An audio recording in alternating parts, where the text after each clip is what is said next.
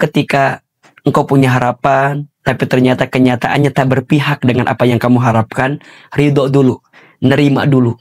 Buka hati kita dulu, buka mata kita dulu, dan yakin di balik apapun yang terjadi, selalu ada hikmah yang sedang Allah hadirkan dalam kehidupan kita.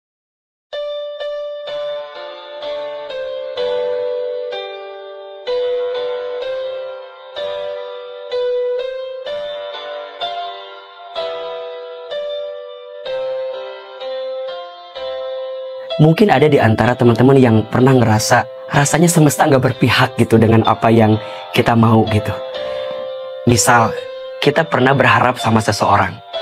Kita anggap dia akan jadi rumah. Ternyata dia hanya singgah. Sakit sih, wajar, manusiawi. Tapi rasanya ada rasa yang harus kita jauh lebih bisa hadirkan ketika kondisi kita tak sesuai dengan harapan kita. Kadang-kadang tidak semua hal itu harus sesuai dengan rencana kita. Kenapa? Karena di balik itu ada rencana yang maha indah yang dihadirkan oleh yang maha indah, tentunya oleh Allah Subhanahu wa Ta'ala.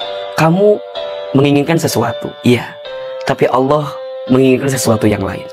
Kamu punya rencana, iya, tapi Allah juga punya rencana. Dan kita harus percaya bahwa rencana Allah, keinginan Allah, itulah yang terbaik daripada apapun.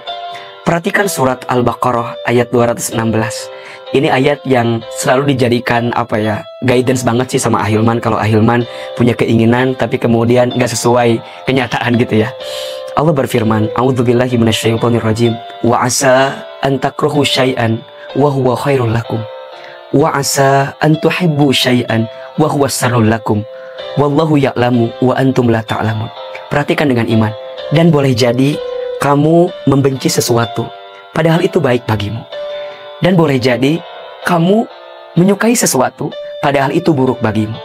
Allah Maha Tahu, Allah lebih tahu, sedangkan kamu tidak tahu. Dari ayat ini, kita harus punya sikap namanya husnuzon ya, dengan apapun yang datang dalam kehidupan kita. Termasuk dengan skenario ketentuan yang Allah hadirkan dalam kehidupan kita. Apalagi tentang urusan perasaan ya, tentang urusan jodoh gitu. Jodoh itu kan di tangan Allah Subhanahu wa Ta'ala gitu. Kadang sekuat apapun kita berusaha, sehebat apapun kita ikhtiar gitu ya, tapi kalau kemudian Allah memiliki rencana lain tentang jodoh kita, maka kita nggak bisa ngapa-ngapain gitu. Nah, maksudnya apa? Dalam proses menemukan jodoh terbaik, hadirkan Allah di dalamnya. Jodoh itu dicari dan dinanti.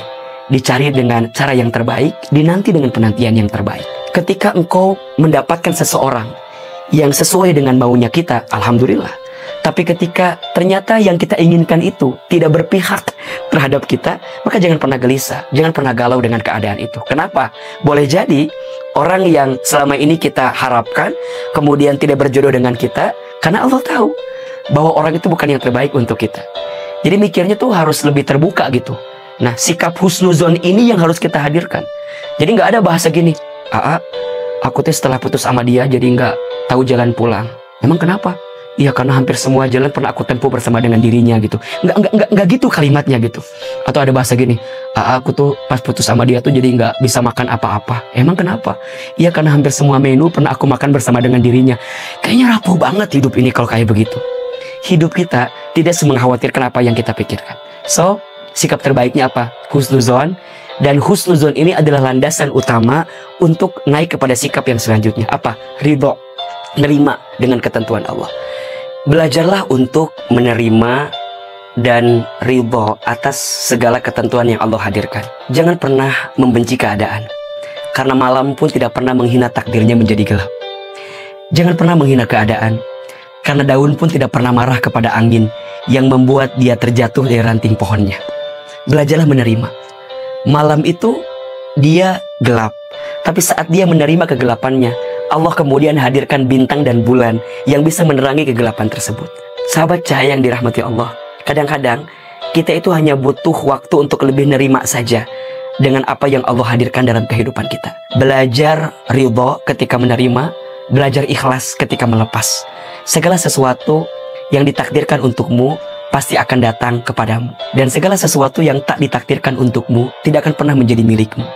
Maka ketika engkau punya harapan, tapi ternyata kenyataannya tak berpihak dengan apa yang kamu harapkan, ridho dulu, nerima dulu, Buka hati kita dulu, buka mata kita dulu, dan yakin di balik apapun yang terjadi selalu ada hikmah yang sedang Allah hadirkan dalam kehidupan kita. Nah, pertanyaan selanjutnya, Ahilman, bagaimana caranya agar kita bisa ridho?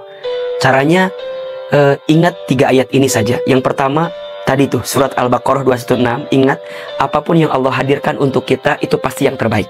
Ingat itu ya. Allah tuh nggak mungkin ngasih yang nggak baik untuk kita. Allah itu nggak mungkin ngasih sesuatu yang nggak pas untuk kita. Pasti Allah tuh lebih tahu mana skenario terbaik untuk kita. Makanya sering Ahilman sampaikan, ada 3 keyakinan di hati kita yang harus kita pastikan tentang keyakinan kita kepada Allah. Yang pertama, tidak ada satupun yang lebih sayang kepada kita kecuali Allah. Ingat ya, ketika Allah menghadirkan skenario hatimu patah, hatimu sakit, ingat, Allah mematahkan hatimu bukan untuk menghancurkanmu, tapi Allah mematahkan hatimu agar kamu bisa lebih kuat, sehingga Allah hadirkan orang lain yang bisa lebih membahagiakan hatimu di kemudian hari. Jadi belajar lebih menerima itu. Yang kedua, tidak ada satupun yang lebih mengetahui tentang diri kita kecuali Allah. Bahkan kita pun nggak tahu tentang diri kita kan. Kita nggak pernah tahu besok lusa akan terjadi apa, nggak tahu gitu. Hanya Allah yang tahu. Maka Allah Maha tahu, Allah lebih tahu, kita tidak tahu, maka jangan sok tahu gitu. Apalagi nyalain keadaan dan seterusnya. Dan yang ketiga, tidak ada satupun yang bisa mengangkat kesulitan kita kecuali Allah Subhanahu wa Ta'ala. Keadaan yang membuatmu sakit hati mungkin membuatmu terjatuh atau terpuruk. Tapi percayalah, ketika engkau terjatuh, engkau punya banyak kesempatan untuk banyak bersujud. Engkau banyak kesempatan untuk banyak berdoa. Kalau sudah tidak ada lagi telinga manusia yang bisa mendengarkan keluh kesah kita, maka sudah saatnya tempat sujud kita menjadi tempat healing terbaik agar kita bisa memohon dan meminta kepada Allah. Kalau sudah tidak ada sandaran manusia atau pundak manusia untuk bisa bersandar, sudah saatnya tangan ini menengadah meminta kepada Allah atas setiap perasaan yang sedang kita hadapi. Maka teman-teman yakin ya, apapun yang Allah hadirkan untuk kita pasti yang terbaik. Sungguh tidak ada yang kurang yang Allah berikan kepada kita. Yang kurang siapa? Yang kurang kita saja. Ahilman, kita kurang apa? Kita ini dikasih nikmat, kurang syukur. Dikasih ujian, kurang sabar. Ketika beramal, kurang ikhlas. Ketika ada takdir, kurang ridho. Kalau dikumpulin, mohon maaf, kurang ajar ya. Jadi kadang-kadang masalahnya bukan di Allah, jadi kitanya aja gitu. Jadi kita yang kadang-kadang ngerasa bahwa kok gini. Enggak. Pasti yang Allah hadirkan itu yang terbaik. Yang kedua, yakin Allah tidak mungkin memberikan beban kepada kita melebihi batas kemampuan kita. La yukallifullahu nafsan illa wus'aha. Ya, Allah memberikan beban kepada kita karena Allah tahu tubuh kita, hati kita kuat untuk menerima beban itu. Maka jangan pernah bilang gini, enaknya orang mah nggak ada beban kayak saya.